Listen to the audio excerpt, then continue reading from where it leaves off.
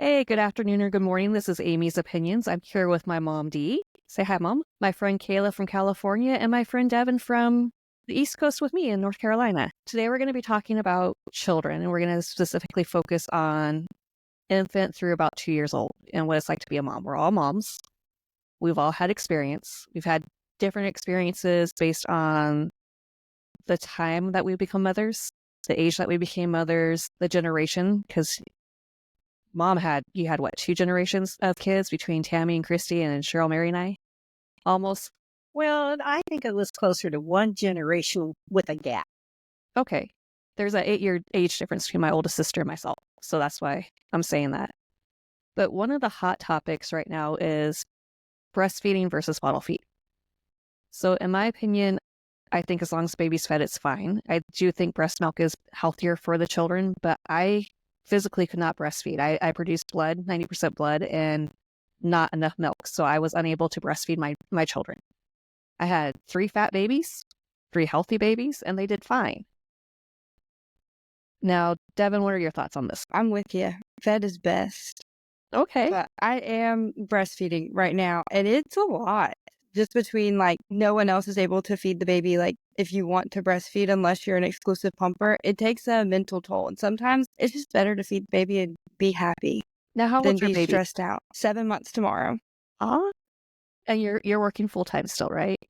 Yes, So does ma'am. that make it even harder when you're trying to breastfeed? And Yes. I loathe pumping. I hate it. It is terrible. It's a way to get it done, but it's annoying. I hate it. okay. Now, Mom, you were a formula fed baby, right? I was. And Okay. my mother would prop me on a pillow in the crib and hand me a bottle, and I had one ear infection after another and even lost some of my hearing. Okay. So you never prop a baby up and give them a... Now, you breastfed all of us. Yes, I did. Was Because that due?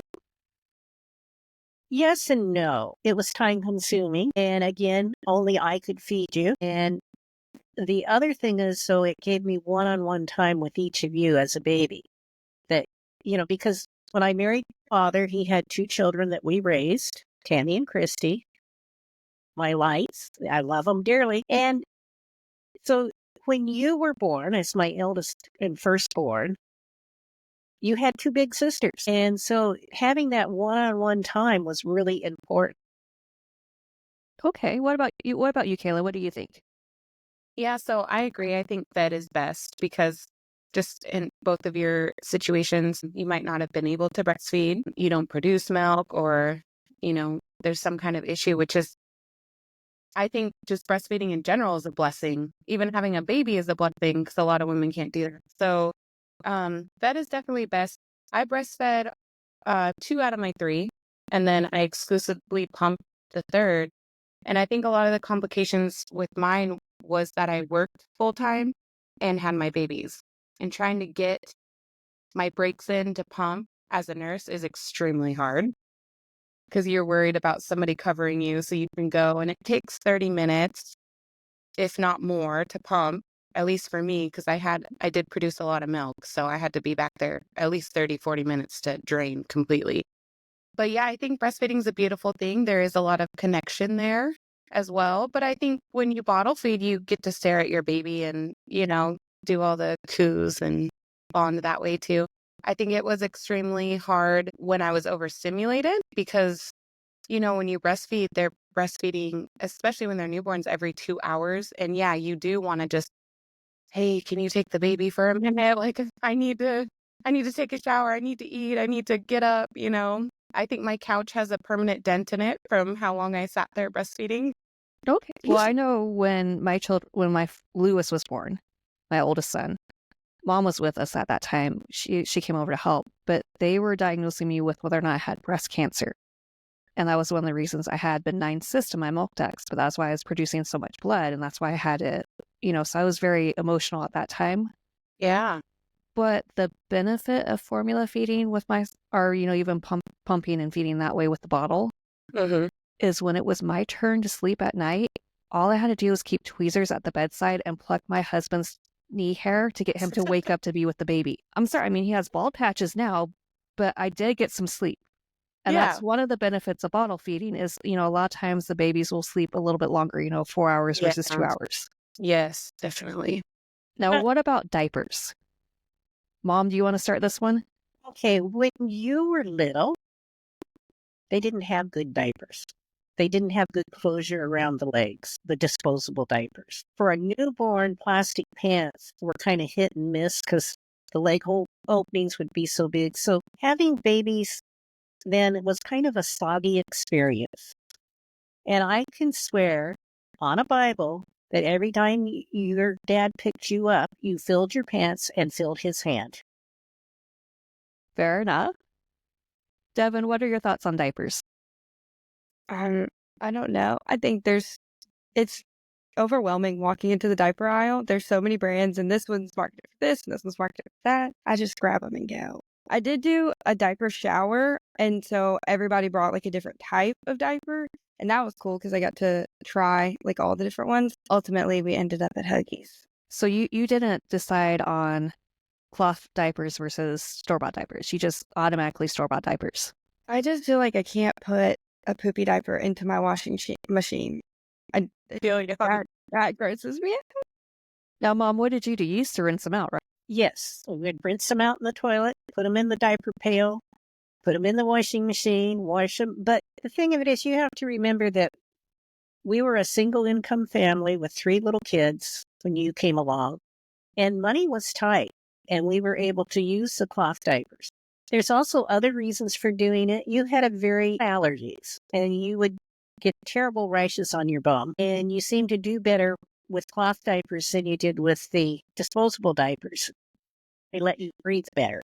Now, was it a disposable diaper Dad put over my face when Mount St. Helens blew up? Yes, and he put it upside down. Okay, so Father of the Year. He was a little... well, When- scary when- times. Helen flew up, girls. We were out in the hills, and we had Amy with us. Other 2 girls were back in town with their visiting their mother. And so we were caught, and it was dark, and all this ash was coming in the car, and I was driving, so I couldn't really take care of Amy. So I asked my husband to put a diaper on over her so she wasn't inhaling ash. So instead of grabbing a cloth diaper, he grabbed a disposable diaper and put it plastic side down. She grew up anyway. She's similar. You survived. Kayla, what are your thoughts on diapers?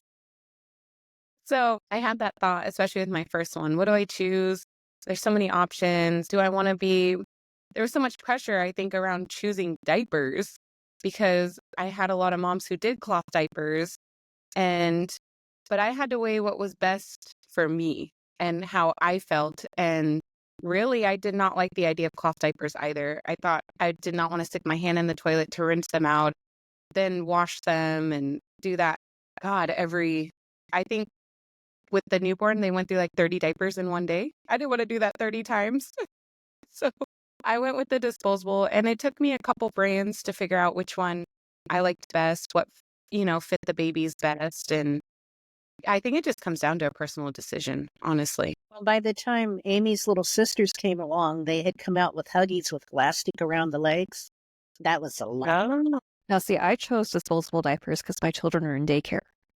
When they hit 6 weeks old, I went back to work because, my husband was in the military. He, when they were born, he wasn't very far up in the rank. He was like I think a E4 when Lewis was born, or E3 when Lewis was born, something like that. And so we chose for me to work, and we put our children in daycare. And that's one of the reasons why we chose disposable diapers. Now, Mom, you and Dad chose for you to stay at home because it was more cost effective for you to stay at home than put 3, 4, or 5 kids in daycare, correct? That's correct. We discovered I had been a teacher, and when I got married and immediately had a family, I subbed for a while. Well, by the time Amy came along, and we paid full-time daycare for her and before and after school care for the older 2 girls, I made $6 a day. That $6 wasn't enough for me to leave my babies. Yeah. I stayed home for a number of years. I think I stayed home for about 8 years. Yeah, because I think you started working at the liquor store when I rode my bike into the fence. I think that was when you first went back to work. Yeah, it was. And again, your dad was in charge. I'm sorry. It's all good. It's hard. Boy, his brain was out to lunch. How hard is it because both of you guys have your kids in daycare, right? How hard is it to find a good daycare for your infant and your babies? Devin, you want to go first? Yeah, I can. It's really hard because there's a lot you have to think about now, especially like with all of the things coming out with, like them not taking care of the babies like you would take care of your baby. And that's all frightening. Thankfully, I found someone that's like out of their own home and they only have a few children. So that gives me peace of mind. But then, not everybody has that opportunity. So you have to go with the big daycare with, multiple children. And then they're bringing everything home and they're sick all the time. But I think it's important to be able to work and to get away, or even not just work, just have a moment. If you need to go to a doctor's appointment, you have someone there to be able to say, okay, I'm going to step away. I know my baby's taken care of. Okay. Kayla?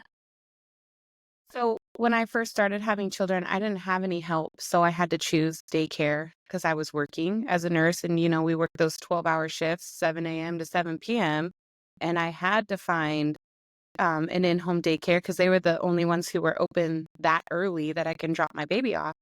But I remember it was the hardest decision. I started looking when I was like 7, 8 months pregnant because I knew it would take me that long to say like, okay to somebody because they're strangers. It's not family. It's not somebody I know who I already have a trusting relationship with. This is somebody I have to learn to know and just automatically trust with my tiny little baby. So that was the hardest. But I did my research, and Devin mentioned finding a place that didn't have so many children and in-home daycare. So that was one of my main things because I wanted my baby to have a lot of attention and not just be a number kind of thing. And I also am religious, so I chose like a Christian-based in-home daycare. And it was a feeling. When I walked into their daycare, it felt warm and comforting, and everybody was nice and welcoming. And so I knew I had made the right decision. Because before that, oh God, I checked out like 7, 8 places. Elsie, I had some horror stories with my daycares. So when Lewis was a baby, that's my firstborn, he was in daycare until he was about a year and a half. And then we moved in with my parents because my husband deployed overseas and I was pregnant with our second baby. And so then mom and dad thankfully watched Lewis and then Alicia when I went back to work after having her. And then we moved back to Hawaii because that's where we were stationed at when my husband came home. And the kids went to military daycare there. And I felt very comfortable with that because they had the small classes. It was run by, military. It was a military installation. I didn't feel any issues with that. And then my youngest was born and my husband was deploying again. And I went through, 4 or 5 in-home daycares or babysitters. And I was working night shift because I thought that would be better for me to be away from the kids on night shift, not sleeping during the day. And then finally, mom and dad had to fly out to Hawaii to spend some time with us because I was just going crazy. I was so sleep deprived and crazy that I actually stopped working for about 9 months because I had my middle daughter had a limp baby syndrome, which is where she was running such a high fever with ear infections and sinus infections that she had to be taken by ambulance to the hospital that was 40 minutes away. And while she was hospitalized, I had a babysitter with my infant and my older child bring me their stuff and the kids in the hospital and drop them off and quit. Oh my God. Because she didn't want to do it anymore. Wow. So, and then we had to sign my daughter out AMA because they wouldn't let me keep my older and my younger child with me in the hospital while she was being treated. And I had to take her in for shots every day, for antibiotic shots every day. I mean, I have to say, I think all moms would love to be able to be home with their children, but the way that the world is now and the economy, like you need a 2-income household to even survive nowadays. Because just that story right there makes me think, man, yeah, I just want to stay home too. Like, I did. Not worry about that stress. But, at the time we could afford, because we had the overseas pay and everything like that, we could afford for me to not work until my husband was home Yeah, And that's nice. then when we did daycare again, we had some other issues when they're older, and we'll talk about that in another episode. But finding someone to watch your baby when your baby cannot tell you something's wrong is incredibly scary. Oh God, yeah. You know, I was fortunate that my parents were able to come out and help me, and I really do appreciate that, Mom. Well, Because, you know, I mean, they got to come to Hawaii and stay in Hawaii for a few months, but Gosh, yeah. that's where we're stationed. As a military family, we didn't have, you know, build-in family members right away. You make your own family and your own contacts. And those contacts that I made were always reliable because they had their own families and their own issues going on. you have to remember, Amy, that your father and I live in a cold climate. And so when she called, we said, sure, we'll come. We'll be there from November through February. But it, Perfect timing. We retired at that point, and we thoroughly enjoyed the kids. but it was just hard because, you know, you want to be home with your children, but you also, because, you know, we're all, the three of us are nurses and Mom's a teacher. But when I took that time off between Mom and Dad leaving and us moving and my husband coming home from overseas, I felt kind of lost because my whole identity was being a nurse and a mother. And then all of a sudden I was just a stay-at-home mom with 3 kids. And the only adult interaction I had was with other stay-at-home moms. Yeah. And I just felt like I was kind of lost, like I wasn't doing what I was supposed to be doing. Does that make sense? Yeah. Now, Mom, were you put in daycare as a child? Briefly, I had a babysitter. When I was 4, my mother decided, my father was 20 years older than my mother, and so she decided to go back to school and get a teaching degree. And one of my friends watched me in her home. I was very enhanced. He had a 2-year-old who bit me. Oh yeah, you got to worry about the other kids. Yeah, Forgot that point. you have to about.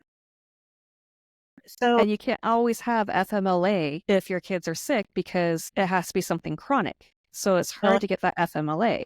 back then, Mhm. I have that. But my father ran a business. So after my parents discovered how unhappy I was, I just stayed home and my dad was my daycare person.